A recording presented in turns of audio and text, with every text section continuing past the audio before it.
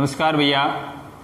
हम कक्षा 9 विषय विज्ञान पाठ 8 गति पढ़ रहे थे, जिसमें हमने गति के बारे में अध्ययन किया, चाल वेग के बारे में अध्ययन किया, दूरी विस्थापन पढ़ा, गति के 3 समीकरणों का व्युत्पन्न किया।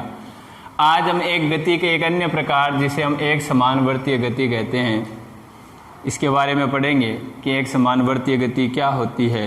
तो इसको पढ़ने से पहले हम कुछ अन्य बातों का जैसे अध्ययन करते हैं कि मान लीजिए कि कोई धावक है।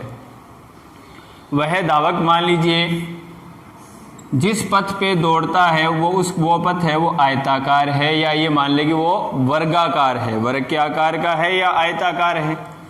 तो यदि आयताकार पथ है तो वह ए से बी, बी से सी, सी से डी, डी से ए पर पथ पर अपना दौड़ता हुआ अपना पथ पूरा करता है।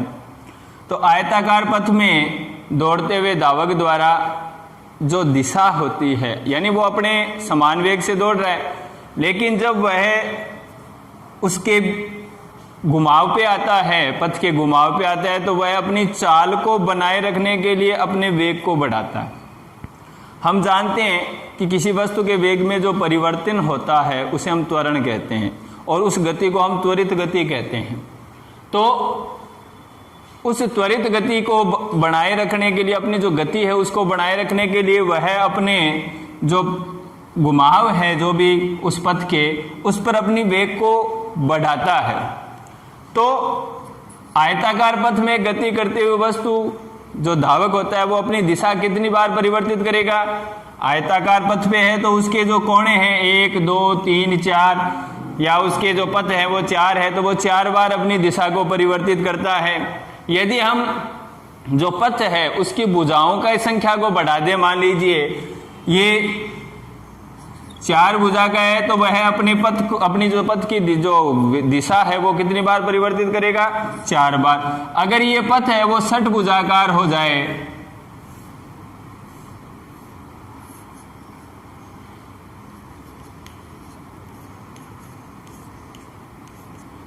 यदि भुजा जो पथ है यदि 60 भुजाकार कर दें तो वह अपनी दिशा कितनी बार बदलेगा?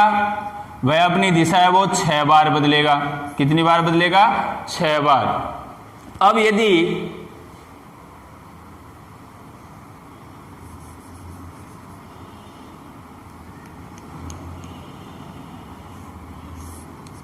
यदि इस भुजा को हम और बढ़ा दें,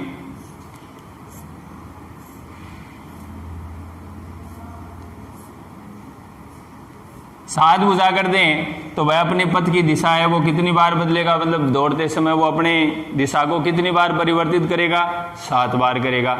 इस प्रकार यदि हम भुजाओं को बढ़ाते जाएं तो भुजाओं के जो मान है वो लगातार कम होते जाएंगे, और एक जो पथ बन जाएगा वो पथ कैसा बन जाएगा?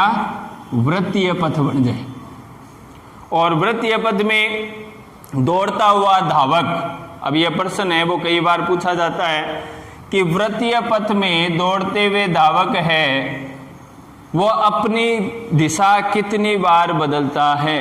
तो हमेशा ध्यान रखना कि जो वृत्तीय पथ होता है वो कई बिंदुओं का समुच्चय होता है, अनंत बिंदुओं का समुच्चय होता है। उसमें बिंदुओं की संख्या कितनी होती है? अनंत। भुजाओं की संख्या भी कितनी होगी? अनंत होगी, निश्चित नहीं होगी। तो वह अपनी दिशा कितनी बार परिवर्तित करेगा? अनंत बार परिवर्तित करेगा, क्योंकि हर बिंदु पर उसकी दिशा क्या होगी? अलग होगी। अब कोई पूछ रहे आपको कि ये बिंदु ए है, इस बिंदु पर ए पर उसकी दिशा क्या होगी?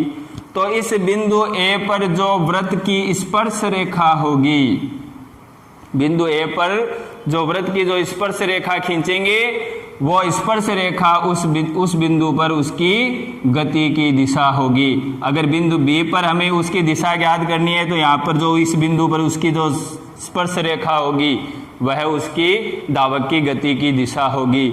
सी बिंदु पर है तो सी बिंदु पर उस पर स्पर्श रेखा जो जिस दिशा में बनेगी वो उस धावक की गति की दिशा होगी। तो हमेशा ध्यान रखना कि वृत्तीय पथ में गति करते हुए धावक की दिशा कितनी बार परिवर्तित होती है? अनंत बार। और उसकी दिशा क्या होती है? उस बिंदु पर खींची गई स्पर्श रेखा ही धावक की गति की दिशा होती है। तो ये ध्यान रखना है। तो हमने भुजाओं की संख्या बढ़ाते रहे तो हमें कैसा पथ बना? वृत्ताकार पथ। तो हम बात कर रहे हैं एक समान वृत्तीय गति, क्योंकि धावक जो दौड़ते हैं वो लगभग जो ट्रैक बना होता है वो वृत्ताकार होता है। तो एक समान वृत्तीय गति, तो एक समान वृत्तीय गति किसे कहते हैं? जब एक वस्तु वृत्तीय रास्ते पर, इस वृत्तीय रास्ते पर एक समान चाल से चलती है तो उस गति को एक समान वृत्तीय गति कहते हैं। इसके कई उदाहरण हैं, जैसे ग्रहों की जो सूर्य के चारों ओर जो घूर्णन गति है, ग्रह जो होते हैं वो सूर्य के चारों ओर जो घूर्णन गति करते हैं वो एक समान वृत्तीय गति का उदाहरण है। या पृथ्वी के चारों ओर जो चंद्रमा की पृथ्वी के चारों ओर जो घूर्णन गति है, क्योंकि चंद्रमा एक पृथ्वी का उपग्रह है, तो चंद्रमा पृथ्वी की परिक्रमा करता है, तो वह गति है वो भी किसका उदाहरण है? एक समान वृत्तीय गति का उदाहरण है। इसके अलावा जो पृथ्वी के कृत्रिम उपग्रह जो बाहर कक्षा में स्थापित किए जाते हैं, तो वो जो पृथ्वी के चारों ओर जो कृत्रिम उपग्रहों की जो गति होती है उनकी कक्षाओं में, वो गति भी किसका उदाहरण है? एक वृत्तीय गति का। इसके अलावा वृत्तीय पथ पर नियत चाल से चलता हुआ कोई साइकिल सवार या कोई दौड़ता हुआ कोई धावक है, वो भी एक समान वृत्तीय गति का उदाहरण है। अब हम वृत्तीय पथ में गति कर रहे वस्तु के वेग का मान किस प्रकार से? यदि कोई वस्तु है वो वृत्तीय पथ में गति कर रही है, उस वृत्तीय पथ का जो त्रिज्या है वो क्या है? r। अगर उस वृत्त की त्रिज्या कितनी है? r, तो एक चक्कर में जो तय दूरी है, एक चक्कर में जो तय की गई दूरी होगी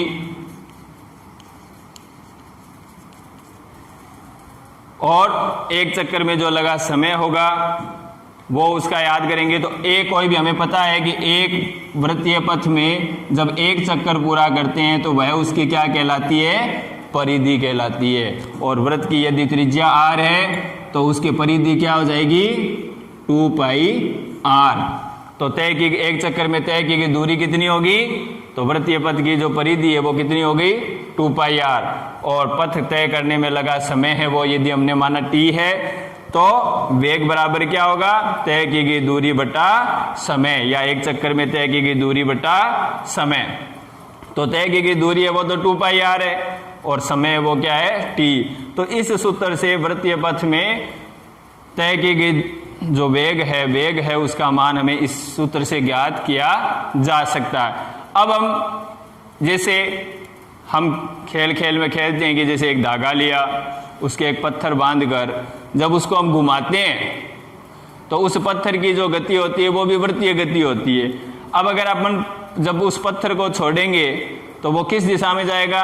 तो मैंने अभी आपको बताया कि जिस बिंदु पर छोड़ा जाता है उस बिंदु पर उस समय उसकी जो दिशा होती है, उस पत्थर की जो स्पर्श रेखा होती है, अगर इस बिंदु पर छोड़ेंगे तो पत्थर इस दिशा में जाएगा, इस बिंदु पर छोड़ेंगे तो वो इस दिशा में जाएगा, इस बिंदु पर छोड़ेंगे तो वो इस दिशा में जाएगा। तो जिस बिंदु पर छोड़ा जाता है उसकी जो पत्थर की गति की जो दिशा होती है, पत्थर उसी दिशा में जाता है। अब एक बात और छोटी सी बात है जो ध्यान में रखनी है कि कोई भी वस्तु वृत्ताकार पथ में गति किस कारण करती है? तो उसका एक कारण है अभिकेंद्रीय बल। अभिकेंद्रीय बल, उस अभिकेंद्रीय बल के कारण है कोई वस्तु है वो वृत्ताकार पथ में गति करती है। अब अभिकेंद्रीय बल क्या होता है? किसी भी वृत्ताकार पथ में गति करती हुई वस्तु पर जो केंद्र की ओर जो बल लगता है, वृत्ताकार पथ में गति करती हुई वस्तु पर जो बल उसके केंद्र की ओर लगता है, ये इसका केंद्र है, इस केंद्र की ओर जो बल लगता है उसे अभिकेंद्रीय बल कहते हैं। जैसे हम पत्थर को जब घुमाते हैं तो आपने जब तक पत्थर को हाथ में जो धागे को पकड़ रखा है, जब तक आपने धागे को पकड़ रखा है तब तक वो वृत्ताकार पथ में गति करता हुआ रहेगा। जैसे ही आप धागे को छोड़ देंगे तो अभिकेंद्रीय बल का मान कितना हो जाएगा? 0 हो जाएगा। पत्थर को छोड़ दिया, अभिकेंद्रीय बल का मान 0 हो गया, फिर वो पत्थर है वो क्या करेगा? एक निश्चित दिशा में गति करेगा। तो अभिकेंद्रीय बल का मान 0 होते ही जो वृत्तीय पथ की जो गति की दिशा है वो क्या हो जाती है? 0 हो जाती है और वो पत्थर है वो वृत्ताकार पथ में गति नहीं करता है।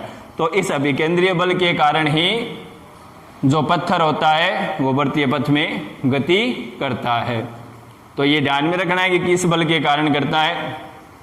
अब हमने जो ये पार्ट पढ़ाया ये पार्ट लगभग पूरा हो चुका है, बाकी कोई छोटी मोटी बातें हैं वो रह जाती है, वो बाद में जब स्कूलें लगेगी तो वो आपको बता दी जाएगी। अब हमने जो गति की जो 3 समीकरणें पढ़ी है उनसे संबंधित आंकिक प्रश्न परीक्षा में 2 प्रश्न या 1 प्रश्न जरूर पूछा जाता है, तो हम उन आंकिक प्रश्नों के बारे में पढ़ेंगे कि उनको हल करते समय में किन किन बातों का ध्यान रखना है, कौन सी गति की समीकरण का हमें किस स्थिति में प्रयोग करना है, उनको हम उदाहरणों से अभी समझते हैं। तो हमने गति की जो 3 समीकरणें पढ़ी है उनसे संबंधित प्रश्न है, चाहे वो टेस्टों में हो, अर्धवार्षिक में हो, वार्षिक में हो, हर एग्जाम में लगभग पूछे जाते हैं। हमने 3 समीकरणें पढ़ी थी, v बराबर u प्लस AT ये गति की जो फर्स्ट समीकरण थी, दूसरी s बराबर ut प्लस 1/2 AT स्क्वायर, तीसरी v square minus u square बराबर 2s ये गति की फर्स्ट समीकरण, ये सेकंड समीकरण और ये थर्ड समीकरण। इनसे संबंधित सवाल कि हमें कौन सी समीकरण का चयन करना है या वो हमें प्रश्न पे डिपेंड करता है।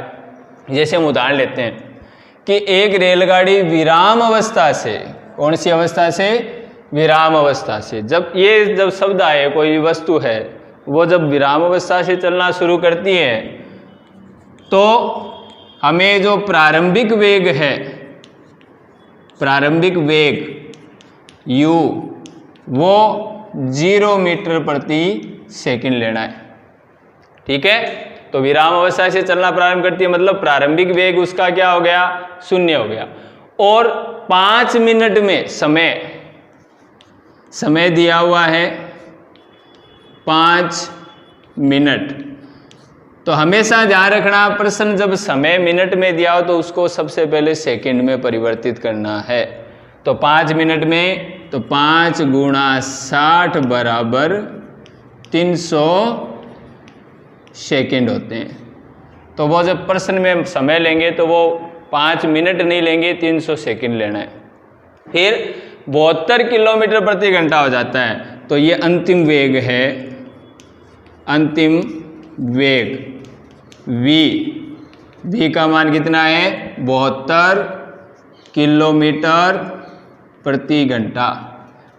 ठीक है, तो ये हमें यहाँ पे ध्यान रखना है कि जो वेग होते हैं वो हमेशा मीटर प्रति सेकंड में लेने, और किलोमीटर जो प्रति घंटा होता है उसको मीटर प्रति सेकंड में बदलने के लिए हमें पता है 1 किलोमीटर को मीटर में बदलना है तो 1 किलोमीटर में कितने मीटर होते हैं, 1000।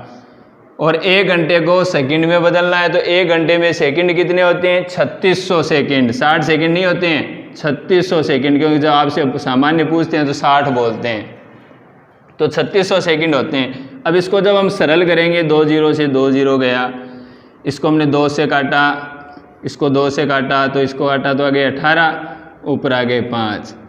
तो हमें शॉर्ट में याद रखना है कि जब हमें किलोमीटर प्रति घंटा को मीटर प्रति सेकंड में बदलना है तो उसको 5/18 से गुणा करना है। तो 5/18 से गुणा कर देंगे, क्योंकि मान हमेशा बस गलती यही हो जाती है। तो 72 गुणा 5/18, तो 18 को जब इससे काटा, 18 चौक 72, 4 बार गया, 5 चौक 20 मीटर प्रति सेकंड।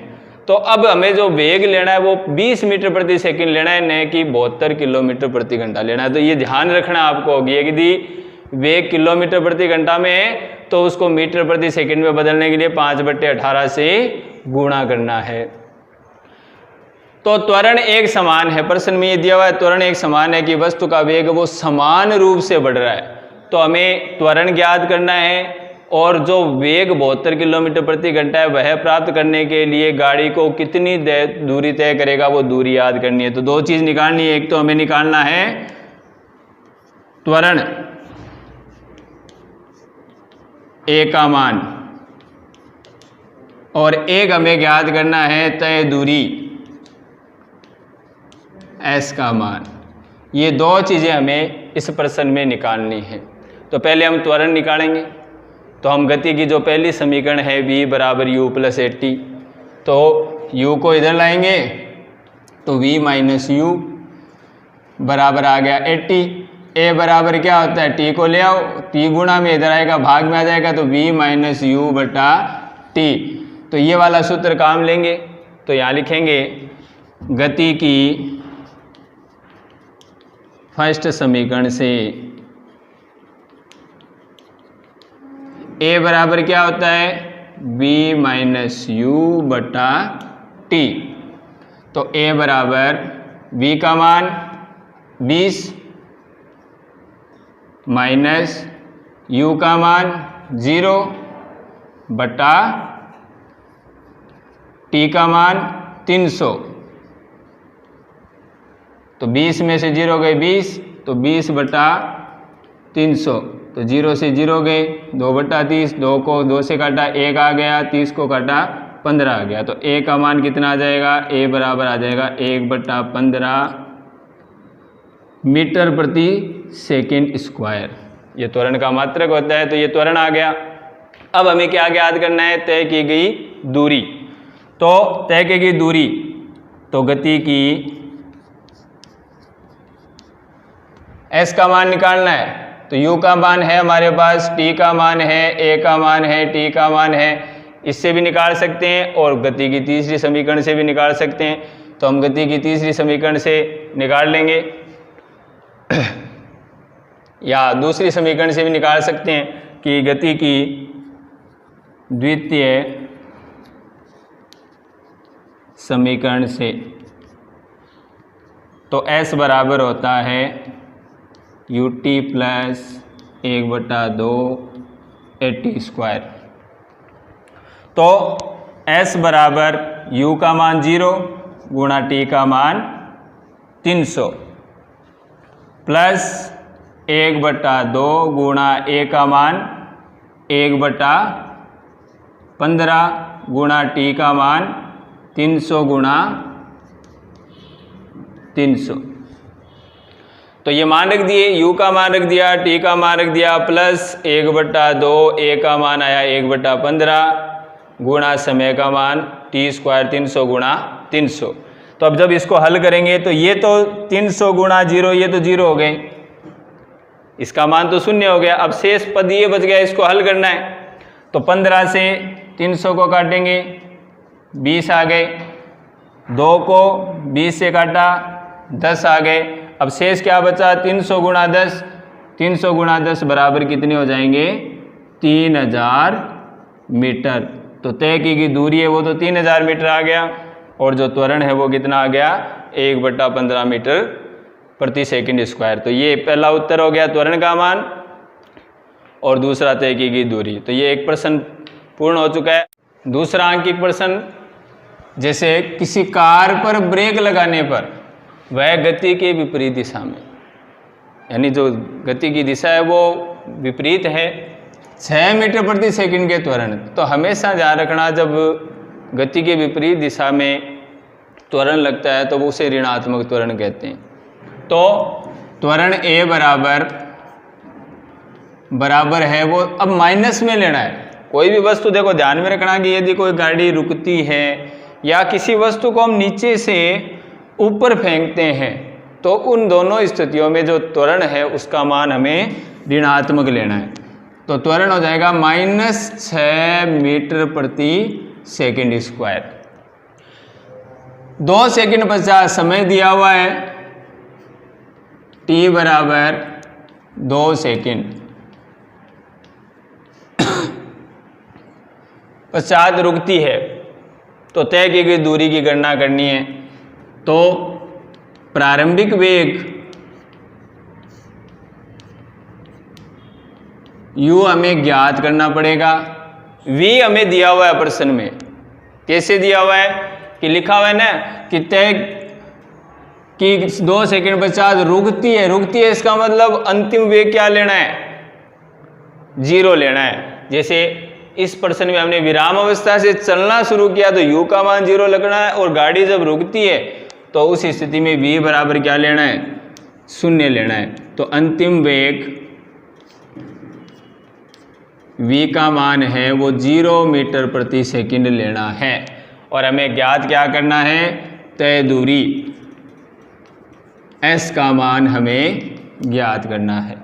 तो s का मान निकालने के लिए हमें चाहे गति की दूसरी समीकरण लगाओ चाहे तीसरी समीकरण लगाओ, तो s का मान निकालने के लिए हमें u के मान की आवश्यकता है। तो पहले हमें u का मान निकालना है। तो गति की फर्स्ट समीकरण से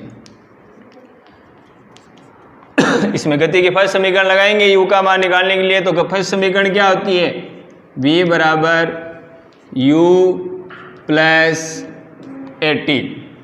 तो u का मान निकालना है तो 80 को इधर ले आओ, तो u बराबर क्या हो जाएगा, 80 इधर आके माइनस का हो जाएगा, तो v माइनस a गुणा t। तो u बराबर क्या हो जाएगा, v माइनस a गुणा t। तो u बराबर v का मान कितना दिया हुआ है, 0, v का मान 0 माइनस a का मान कितना है, 6 माइनस का, तो ब्रैकेट में लिखना है माइनस का 6 गुणा t का मान कितना दिया हुआ है, 2। तो u का मान कितना आ गया, 12, माइनस माइनस प्लस हो गए और 6 दूनी कितने हो गए, 12। तो u का मान आ गया 12 मीटर प्रति सेकंड। तो u का मान आ गया। अब हमें निकालना है तय की गई दूरी। तो s बराबर ut प्लस 1/2 80 स्क्वायर। तो s बराबर u का मान 12 गुणा t का मान 2 प्लस 1/2 गुणा a का मान माइनस का 6 गुणा t का मान 2 की स्क्वायर। तो s बराबर आ जाएगा 12 दूनी 24, ये प्लस है 2 की स्क्वायर, तो 2 गुणा 2 लिख सकते हैं। तो 2 दूनी कितने हो गए, 4, 4 को 6 से किया 24 माइनस के 24 और बट्टा में 2 है तो 1 2 से ये 1 2 काट दो, तो माइनस के 6 गुणा 2 माइनस के कितने बच गए, 12, तो माइनस के 12। तो s बराबर 24 में से गया 12 गए 12 मीटर। तो तय की गई दूरी है वो कितनी आ गई, 12 मीटर। तो इस प्रकार से हमें सवाल करने, इनसे संबंधित कुछ सवाल मैं आपको अभ्यास के लिए दूंगा, तो वो आप प्रश्न है वो करके मेरे नंबर पर उसकी फ़ोटो है वो सेंड करना। धन्यवाद। जय हिंद, जय भारत।